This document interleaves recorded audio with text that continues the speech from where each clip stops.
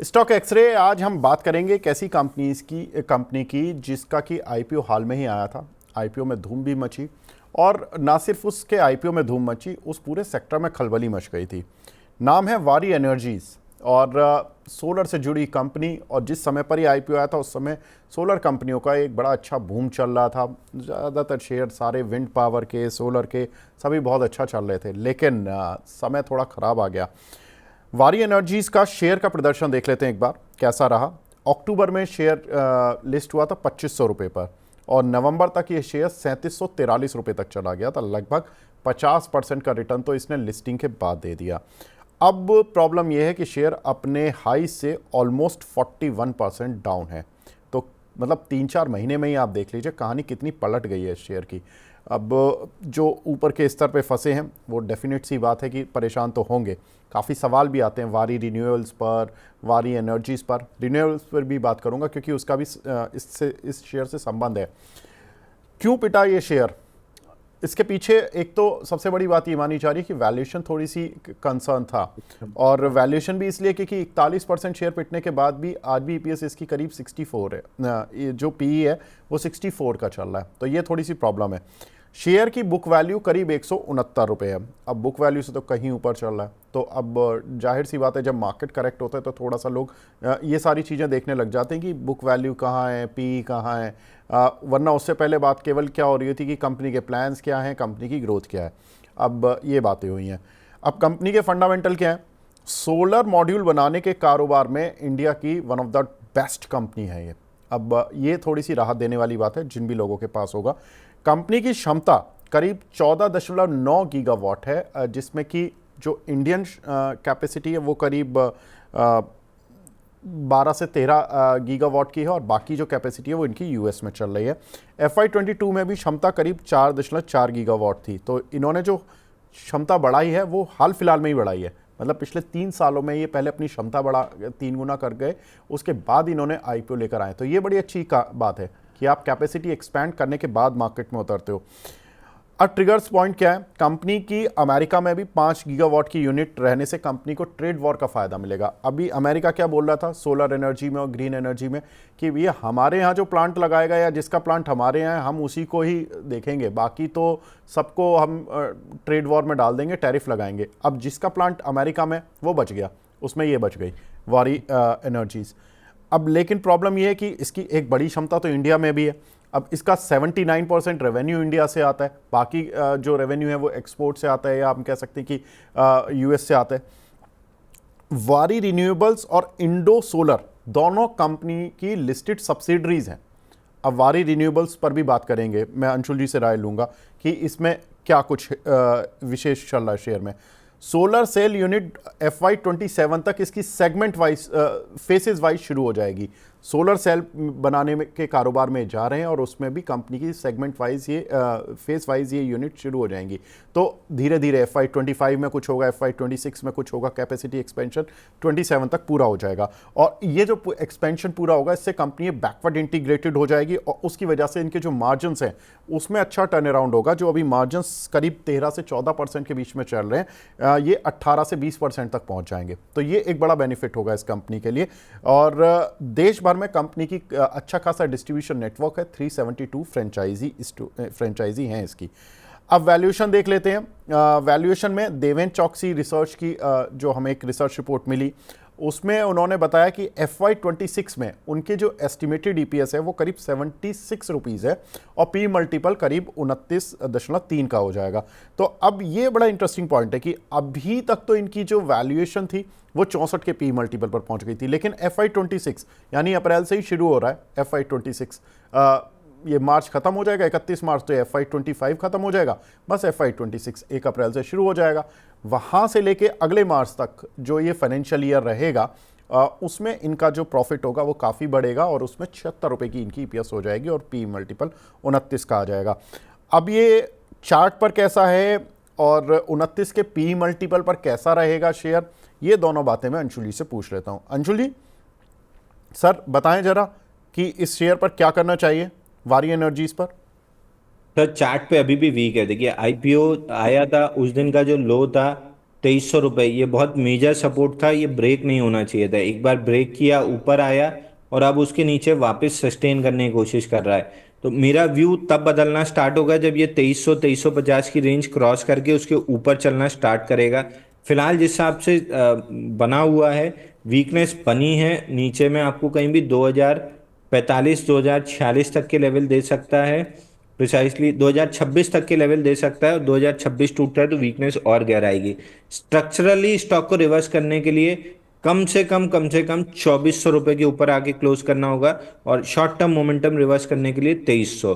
तो अगर किसी को लॉन्ग टर्म इन्वेस्टमेंट करना है, 2400 निकलने का वेट कीजिए। अगर वो निकलता है तो स्ट्रक्चरल अप ट्रेंड में आना स्टार्ट करेगा स्टॉक, तब कंसिडर कर सकते हैं। बट डाउन साइड, मैं ये नहीं कह रहा हूँ कि वर्टिकली जैसे अभी तक मिड कैप स्मॉल कैप में आई है वैसी आ जाएगी, बट अभी डाउन साइड ऐसा लग नहीं रहा कि कंप्लीट हुई है। तो एक बार 2026, और अगर वो लेवल टूटा तो आगे डिस्कस करेंगे, बट फिलहाल के लिए 2026 का लेवल पकड़ के चलिए कि आ सकता है, हाई प्रोबेबिलिटी है।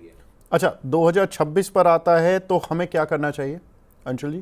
सर मैं वहां पे रिव्यू करूंगा, अगर ओके। ब्रेकडाउन आ रहा है तो फिर मैं वेट करूंगा। अगर वहां पे कोई रिजेक्शन कैंडल बनती है, जैसे हमने टाटा स्टील पे या हिंडाल्को या मेटल स्टॉक्स पे देखा था, उस टाइप की कोई रिजेक्शन कैंडल बनती है, तब फिर आउटराइट बाई कर सकते हैं। तो उस प्राइस पे आने पे प्राइस एक्शन कैसा रहता है, उस पर डिपेंड करेगा कि आगे क्या करना है। ठीक है। और अगर ये 2400 पार कर लेता है, जैसा आपने बताया कि मैं 2400 के ऊपर ही इस काउंटर पर एंट्री करूंगा, 2300 शॉर्ट टर्म वाले के लिए, कि शॉर्ट टर्म में 2300 गया तो मतलब ठीक हो जाएगा ये काउंटर, लेकिन 2400 के ऊपर अगर क्लोज हुआ तो ये ठीक हो जाएगा, फिर तो मतलब ये लॉन्ग टर्म भी ठीक हो जाएगा। अगर ये 2400 के ऊपर क्लोज हो जाता है किसी दिन, क्योंकि ये सर शेयर बहुत हाई बीटा काउंटर है, चलता है बहुत तेजी से है, हो सकता है कि मैं जिस दिन रिव्यू करने के लिए आपसे बात करूं उस दिन कुछ अलग हो और मुझे दूसरे गेस्ट से बात करनी हो, और उनके लेवल्स ऑफ कोर्स अलग हो सकते हैं। क्या करें सर 2400 के ऊपर? देखिए, अगर 2400 के ऊपर क्लोजिंग आती है तो फिर स्टॉक को आप बाई कर सकते हैं। 2721 का लेवल ध्यान में रखिएगा। बट अगर 2400 का लेवल क्रॉस होता है तो टारगेट खुलेगा 2900 रुपए का। बट एक बार 2721 का लेवल ध्यान में जरूर रखिएगा, क्योंकि वो स्विंग हाई है। तो उस लेवल पे अगर रिजेक्शन मिलता है तो प्रॉफिट बुक, नहीं तो फिर 2900 का टारगेट खुलेगा जब ये 2400 के ऊपर क्लोजिंग करेगा। ठीक है। अब मैं बात करता हूं सर इनकी सब्सिडरी की, जिसमें वारी रिन्यूएबल्स, जो कि सोलर के ही पैनल बनाने के कारोबार में है, इसमें वारी एनर्जीज का 74.39% स्टेक है, यानी प्रमोटर कंपनी यही है वारी एनर्जीज, वारी रिन्यूएबल की। अब इसमें एक्चुअली सर प्रॉब्लम पता है क्या है, इसमें यह है कि इतनी बड़ी कंपनी है, इसमें एफ और डी की होल्डिंग ही नहीं है। मतलब एफ की होल्डिंग 1% से भी कम है, 0.99%। डी की होल्डिंग 0.01%, मतलब दोनों की मिलाकर 1% होल्डिंग है। सारा माल प्रमोटर के पास पड़ा है या आम पब्लिक के पास पड़ा है। अब ये शेयर बहुत अच्छा चला था लेकिन टूट बहुत तेजी से गया, अभी ये कैसा लग रहा है सर चार्ट पर? सर देखिए, एग्जैक्टली आपने जो कहा, मैं क्यों बार बार वॉल्यूम पे प्रेस करता हूँ, क्योंकि वॉल्यूम ही नहीं रहेगा तो आप खरीदेंगे बेचेंगे क्या? आपको हमको खरीदना 1000 2000 शेयर, एफआईआई को खरीदना करोड़ों का माल। तो अगर वॉल्यूम ही नहीं रहेगा तो उनको एंट्री एग्जिट नहीं मिलेगी। तो मैं इसलिए बार बार वॉल्यूम पे ज़्यादा प्रेस करता हूँ। उसको इनडायरेक्टली आप ये कह सकते हैं कि एफआईआई होल्डिंग है, मतलब इंस्टीट्यूशन होल्डिंग है या नहीं है। तो इस स्टॉक में पूरा up move without institutional holding था, और डाउन मूव में बड़े बड़े वॉल्यूम्स थे। और हमने टारगेट भी, मेरे ख्याल से मेरे को याद है, 2372 का जब ब्रेकडाउन आना स्टार्ट किया था, तब से हम डिस्कस करते आ रहे हैं। 757 लास्ट वीक आया है और पुल बैक दे रहा है। तो ऊपर में 1050 तक का मूव मिल सकता है, बट उससे ऊपर मेरे को जाते हुए फिलहाल नहीं दिख रहा है। तो काउंटर डाउन साइड 80-85% कंप्लीट कर चुका है। पुल बैक के बाद शायद नेक्स्ट लेग डाउन मूव और मिल सकता है, बट किसी तरीके से तेजी तो नहीं दिख रही है इस काउंटर में। मतलब ये 3014, अपना नंबर दे। बिल्कुल सर 3000 का इसने लेवल टच किया है मई 2024 में, और वहाँ से 863 आ चुका है।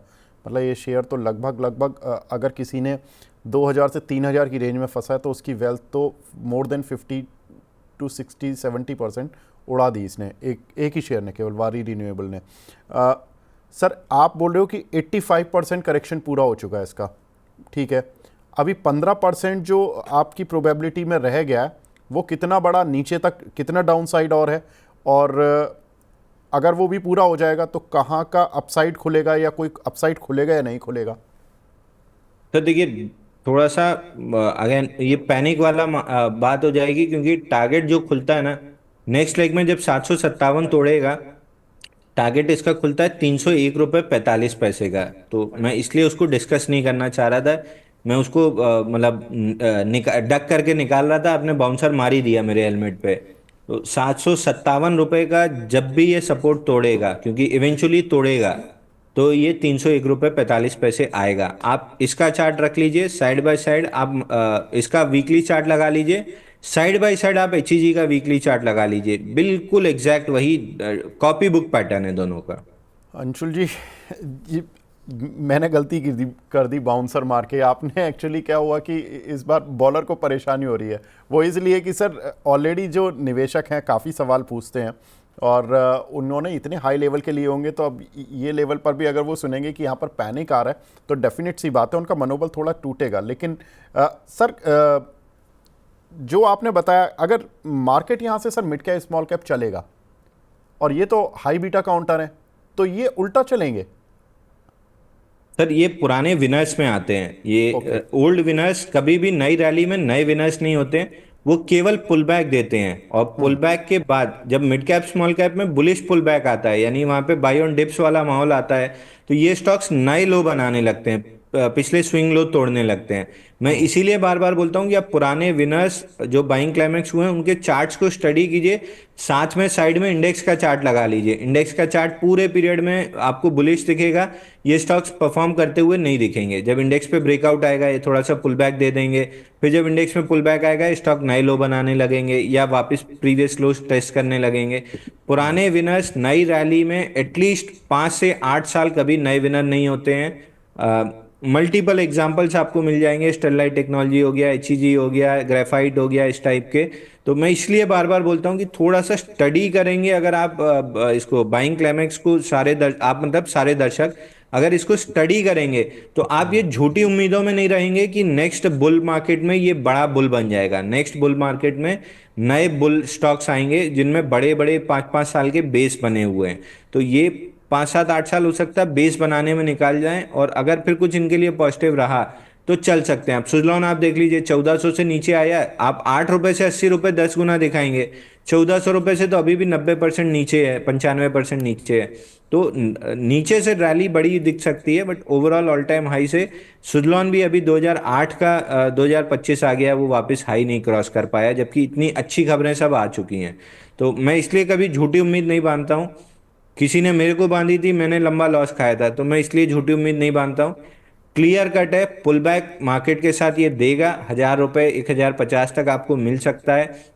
बहुत खिंचा तो 1270 तक मिल जाएगा। हाई बीटा है तो शायद पुल बैक में ज्यादा पुल बैक कर ले, बट इवेंचुअली 757 टूटेगा और 301 रुपये 45 पैसे ये काउंटर आएगा। इसकी प्रोबेबिलिटी मोर देन 95% है। तो जब प्रोबेबिलिटी 95% 301 की है, तो मैं पुल बैक में भी लॉन्ग इसलिए नहीं करूंगा कि हो सकता है कि मैं कहीं उसको डिसिप्लिन ना मेंटेन कर पाऊं, स्टॉप लॉस ना लगा पाऊं और मैं फंस जाऊं, तो मैं पुल बैक में भी लॉन्ग प्ले करना नहीं पसंद करूंगा। अंशुल जी की बस यही बात मैं सुनवाना चाहता था। मुझे तो पता है, अब तो मैं अंशुल जी के साथ काफ़ी बॉम्बे में भी रहा और इनसे काफ़ी बातचीत हुई डिटेल में, तो इनकी थ्योरी में समझ गया। लेकिन ये बात मैं दर्शकों को भी पहुंचवाना चाहता था कि अगर कोई काउंटर, हमें लगता है ना कि मार्केट बाउंस बैक हो जाएगा तो मिड कैप स्मॉल कैप में सारे चलेंगे तो ये भी चलेगा। यस चलेगा, बिल्कुल चलेगा, लेकिन कहाँ तक चलेगा और कितना लंबा चलेगा और आपको कहाँ फंसाएगा, ये इंपॉर्टेंट होता है। 2-3 सुपर चैट आ गई। सर शो ख़त्म ही नहीं कर पा रहा मैं, 2-3 मिनट और ले लूँगा अंशुल जी आपके। अलकेश मकवाना जी का सवाल है, बीएससी के शेयर इन्होंने लिए हुए हैं सर 2500 के रेट के, क्या व्यू रखना चाहेंगे आप? सर मैं क्लियर कट एग्जिट की सलाह दे रहा हूँ। बीएससी मैंने बार बार आपके चैनल पे कहा था 4989 इस लेवल के नीचे किसी कीमत पे बीएससी पे लॉन्ग नहीं रहना है। ये बाइंग क्लाइमेक्स कंफर्म कर जाएगा और पहले ही लेग में आपको 3993 देगा, जो प्रोबेबली आज के सेशन में टेस्ट हो जाएगा। उस लेवल से अगर बाउंस बैक बनना होगा तो आज शाम तक आपको दिख जाएगा। और अगर स्लाइस थ्रू कर गया तो जो पुराना टारगेट हम जो 6000 के लेवल से डिस्कस करते आ रहे हैं वो है 3246 और 2115। तो 3246 तो मैं 90% श्योर हूँ कि आ जाएगा। 2115 का हम तब देखेंगे कि 3246 के आसपास क्या कर रहा है। तो 3993 इसके नीचे जैसे ही क्लोज करेगा 3246 का टारगेट खुल जाएगा। बीएससी में अब किसी कीमत पे लॉन्ग नहीं रहना है। बाइंग क्लाइमेक्स भी कंफर्म हो गया है, उसका ब्रेकडाउन भी कंफर्म हो गया है और फील्ड ब्रेकआउट के साथ बनाया है। तो तीनों चीज ऑफ लेट हमने देखा है कि ये जब तीनों चीजें मिलती हैं तो स्टॉक में वर्टिकल डाउन मूव आता है। इसमें वो तीनों चीजें प्रेजेंट है। पहला लेग डाउन मूव 3993 पे आज कंप्लीट हो जाएगा। हो सकता है एक pull back they they but 3246 ये टारगेट खुल गया है इसमें। तो बीएससी में भी एक सर ने बता दिया है कि डाउन मूव है और बहुत अच्छा चला है शेयर। अब देखिए डाउन मूव तो मिलेंगे। और अब सर ने बता दिया ना कि ये पहले वाले जो विनर हैं ज़रूरी नहीं है कि इस बार भी विनर रहें। दूसरा काउंटर जहां पर की बात हो रही है होने वाली है वो है साईं प्रवीण जी का सवाल है AB capital. Sir long term के लिए कैसा लग रहा है आपको? तो एबी कैपिटल फिलहाल जो शॉर्ट टर्म का करेक्शन हुआ है ये बहुत बेहतरीन करेक्शन हो गया है। स्टॉक को अब extremely weak sorry extremely cheap कर दिया है इस काउंटर ने। और थोड़ा सा हम इसको फंडामेंटली भी ट्रैक करते हैं तो हमको आइडिया है इस काउंटर के बारे में। 155 रुपए इसके लिए बहुत बेहतरीन लेवल है एक्यूमुलेट करके रखने के लिए। 240 का टारगेट आपको एक सवा साल में मिल सकता है बट अगेन ये ट्रेडर्स के लिए नहीं है। ये जिनके पास एक डेढ़ साल का पेशेंस है वो 155 के आसपास लेके इस काउंटर को छोड़ दें। बहुत चीप काउंटर है। वीकली चार्ट पे भी सपोर्ट वहीं पे है। तो दोनों फंडामेंटल और टेक्निकल वहां पे मिक्स होते हैं जहां एग्री करते हैं कि हाँ ये स्टॉक यहाँ पे खरीदा जा सकता है। ठीक है। वेब ऑफ नॉलेज के नाम से एक आईडी है जिन्होंने कि सुपर चैट पर क्वेश्चन भेजा है इंडियन ऑयल पर। सर ये पूछ रहे हैं कि इसमें होल्ड कर सकते हैं क्या? इन्होंने 126 रुपए के बाय किए हैं। आईओसी जी। देखिए आईओसी में first leg of up move आ चुका है। पुल बैक में ये 10 और 20 डे मूविंग एवरेज प्रोटेक्ट करने की कोशिश कर रहा है। अब 10 और 20 डे मूविंग एवरेज है इसका 121.50 पे। तो मैं 121.50 पे फ्रेश बाइंग के लिए बैठा हूं। अगर मेरे को 75 मिनट या डेली चार्ट पे 121.50 पे कोई भी एविडेंस मिला मैं स्टॉक को बाई कर लूंगा क्योंकि ये 50 डे मूविंग एवरेज से पलटा है। नेक्स्ट मूव में ये 50 डे मूविंग एवरेज 126 128 को क्रॉस करेगा और बहुत आराम से इस स्टॉक का जो टारगेट खुलेगा 145 का खुलेगा। बट मिड वे एक रेजिस्टेंस 139.8 पे आएगा। बट ओवरऑल जो टारगेट है 145 का खुला हुआ है। 121.50 आपके लिए बेहतरीन बाइंग जोन है।